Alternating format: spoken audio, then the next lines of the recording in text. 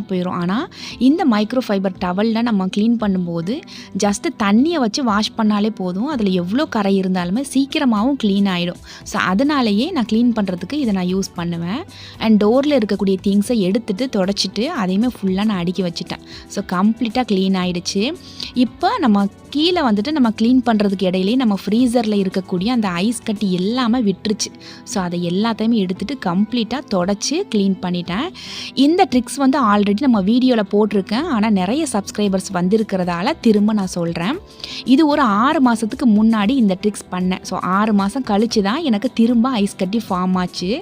ஃப்ரீசரை வந்து நல்லா க்ளீன் பண்ணிவிட்டு உப்புத்தூள் வச்சு நல்லா தடவிடுங்க. சைடில் மேலே கீழே ஃபுல்லாக இந்த மாதிரி நல்லா ஸ்ப்ரெட் பண்ணி விட்டுருங்க. அந்த உப்புத்தூள் வந்து எங்கெல்லாம் பட்டிருக்கோ அங்கே ஐஸ் கட்டி சீக்கிரமாக ஃபார்ம் ஆகாது. ஒரு 6 மாதத்துக்கு உங்கள் ஃப்ரீசரில் வந்து ஐஸ் கட்டி ஃபார்ம் ஆகாமல் இருக்கும்.